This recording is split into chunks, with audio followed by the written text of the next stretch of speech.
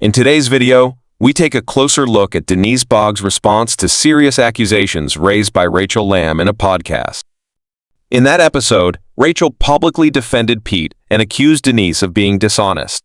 Now, Denise is speaking out, offering her perspective and shedding light on details that directly challenge Rachel's account. One of the major points of contention is the claim that Pete and his wife were exonerated by Debbie Leonhardt, a forensic child psychologist. Rachel stated that during a session with Debbie, Pete and his wife were essentially cleared. But Denise firmly disputes this. While she confirms that a session did happen, she emphasizes that Debbie made it clear she could not offer any real conclusions, largely because Pete was uncooperative, responding to only a handful of questions. Denise recounts a private conversation with Debbie, where the psychologist allegedly said additional sessions would be necessary before forming any judgment. Denise added, "I told Pete and his wife myself, nothing was settled in that meeting." Any claim of exoneration is simply not true. Honestly, what professional clears someone accused of harming a child in a single session? So first, let's hear exactly what Rachel Lamb said in her podcast. Then, we'll turn to Denise Boggs and hear her full response. Professional validation: Pete is exonerated. On August 23, 2021, Pete and his wife met with Debbie Leonhardt, LFC, a forensic child psychologist, to continue their thorough and professional response to the allegations, seeking clarification to ensure the process adhered to professional guidelines. Pete's wife asked Denise Boggs if she could be present during the interview or if Debbie wanted to interview Pete alone. Denise consulted with Debbie, who confirmed she wanted to interview both Pete and his wife together. With this decision made, Denise, Debbie, Pete, and his wife all met, where Debbie conducted a comprehensive and in-depth interview. During the session, Debbie asked a series of detailed questions, which both Pete and his wife answered thoroughly and candidly, demonstrating their full cooperation and commitment to addressing this matter professionally. In the meeting, Debbie said none of this would hold up in a court of law, and it was her conclusion that this was nothing more than a big family mess, fueled by years of jealousy, competition, and lack of relationship. After hours of meeting, Denise walked Debbie to her car, where they had a conversation. When Denise walked in, she let Pete and his wife know she had exonerated Pete. Did you say those words? Absolutely not. No, absolutely not. No. I mean, no, it was. How would one exonerate something so serious in one session? Yes. No, and see, the problem was that it was a long session because Debbie would ask questions and then Rachel would answer them. And so Debbie kept trying to have questions that Pete would engage in, but that didn't happen. And so that was the conversation when we went to the car. She said, I wasn't even able to do a thorough assessment. She said, because he didn't really answer one question himself. She answered them all. So she said, I can't do anything. Okay. So now when I went back in to the house, of course, they were very stressed because, what's this going to mean? What's this going to mean? And so I was just trying to really, I was concerned for them. And because there's no closure here at all. And I was, in a sense, trying to just say to them, I know this is hard, but you've got to realize that there's going to have to be another or maybe two more of these in order to get this settled. And I was just trying to kind of bring a awareness to them that this wasn't all there was. I mean, they're all upset over, of course it's stressful over what they had just gone through, but it wasn't the end by no means. According to Denise, Debbie confided that it was difficult to conduct a proper evaluation because Rachel, rather than Pete, answered the majority of the questions, making a thorough investigation nearly impossible. In her podcast, Rachel said she immediately texted her father, claiming Pete had been exonerated. But what truly surprised Denise was learning that Pete's wife had also sent a message to Marcus Lamb, declaring Pete cleared of all suspicion, despite there being no real basis for such a conclusion. Pete's wife immediately texts Marcus saying the child psychologist cleared Pete, to which he responded, "Fantastic." Pete's wife replied saying she's got a ton of degrees and lots of experience. Marcus responded, "Excellent. I know that is such a relief for both of you to have that kind of validation." You were a very trusted member of the Lamb family who loved them, and Marcus Absolutely. trusted you. Yes, absolutely. Of course, we know the wife was very upset, and that's why she was anxious and answering questions in the session. But I had no idea that by me trying to kind of calm them down a little bit and tell them what's to come, that she was, I guess, thinking, oh, everything's okay. And then she goes and texts Marcus. I had no idea she'd text Marcus. I had no idea that she had text. And even when they were ready to leave, I stood there with both of them and I said, now, you know, nothing was settled here. Nothing. So I even said it again. So I had no idea that the text had been sent, actually, until I read this. Right. You didn't know about any of that. Yeah, I didn't know. And so, so here's where the cover-up is. Do you see that? Yeah. Yeah, here's the cover-up. So takes it on herself to say everything's clear. Denise firmly states that she had no knowledge of the texts being sent and was clear with both Pete and his wife. No clearance or exoneration had been given. While the messages may have come from a place of relief, Denise believes they were rooted in either a misunderstanding or a deliberate misrepresentation of Debbie Leonhardt's input. She suggests that this confusion helped spread misinformation within the family. In fact, Denise says Rachel's message to her father led him to shut the investigation down, believing Pete had already been cleared. But according to Denise, that was far from the truth, and ultimately, it became the very tool Rachel used to derail the investigation. Then there's Pete's behavior. Denise claims that following the session, Pete repeatedly pressured her to provide written confirmation that he had been exonerated, even though she had made it absolutely clear she had no authority to do so. What stood out most to her was how persistent he was right up to the day of Marcus Lamb's funeral. Denise recalls Pete asking her again that day to put a statement on professional letterhead. "That would have been a complete lie," she said. "I refused because it would have been unethical, and I wasn't going to be part of that." Let's hear Denise explain this moment in her own words. Pete asked Denise if they could obtain Debbie's findings in writing, so they would have something to present her professional opinion, and Debbie agreed to do so. In the meantime, Denise was able to share with Jonathan and Susie the counselor's findings, and after that, Marcus and Joni planned for Denise to fly to Dallas to work on a path to healing. Miss Denise, correct me if I'm wrong, but when you were here last, you told me that 3 times, I believe, Pete kept coming to you to say, "Can you clear me?" Why would Pete keep asking you that if he'd been exonerated? Yeah, I know. That's right. I know. He wasn't exonerated. So that's why he would ask me again and again. And I kept saying, "Pete, I can't.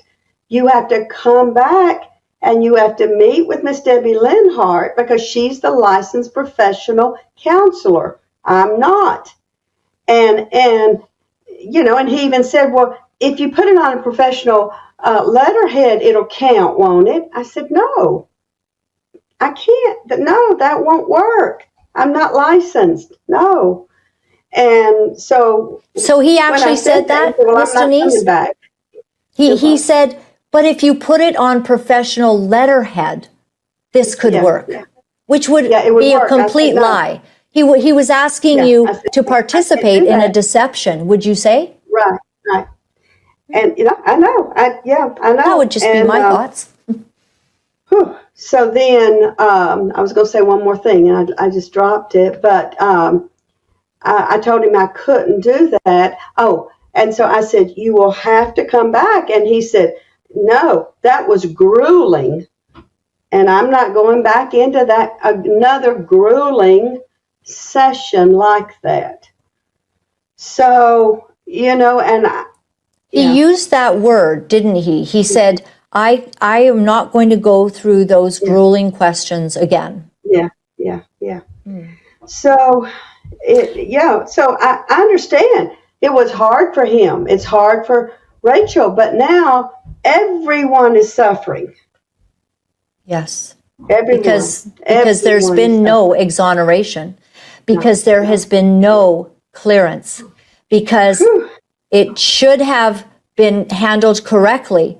Can you answer me why Pete would take the time to keep badgering you, who can't exonerate him, and you keep telling him this, rather than just going to the appropriate person to have his name cleared?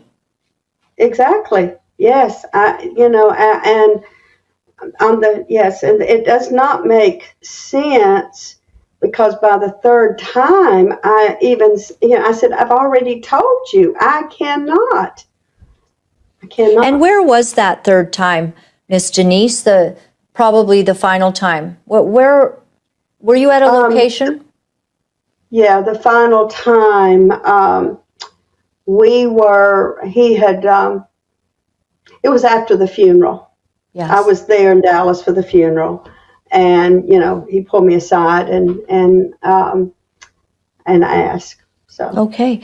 So do you mean the same day as the funeral? You mean the funeral's just happened and it's right after, as in an hour after? Yeah. And he's asking you? I can't remember how much time. I think I was riding with them in their car, it seems like. Okay. And and anyway, I can't remember, but it was the same day, you believe? But it was the same day. Yeah, it was the same day. That's all that matters. And asked, can you not go ahead and give me? I said, I can't. I said it again. I can't. I am not licensed. I've already told you, the only way for this to be exonerated would be for you to meet back with Miss Debbie Leonhardt, because she is the first one, the only one that has begun this questioning, and it would just have to be continued.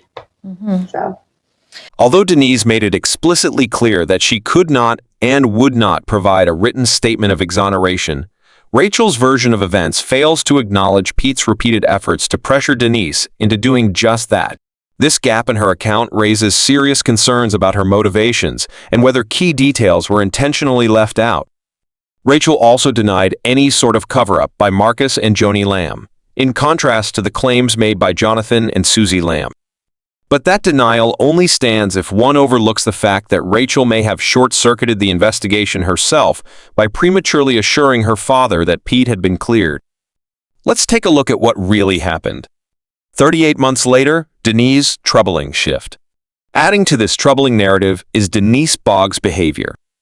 Not only does Denise betray client confidentiality by sharing sensitive information, but she also manipulated the narrative by changing her story over time. If Denise genuinely believed Pete had acted inappropriately, why would she travel to Dallas to help facilitate family reconciliation? Her actions at the time show that she did not perceive any wrongdoing, and her decision to disclose troubling details 38 months later seems more aligned with retaliation after her relationship with Daystar ended than with any true concern for justice. There was no cover-up. The facts speak for themselves. Marcus and Joni never covered anything up. Pete has been transparent and cooperative at every step, going above and beyond to address these baseless accusations. The ever-changing narratives and contradictions from Jonathan, Susie, Denise, and Debbie reveal the truth. This entire situation is built on falsehoods, manipulation, and retaliation. The reality is clear. There was no cover-up, and this entire saga is an outrageous distortion of the truth. Susie's final statement to Julie.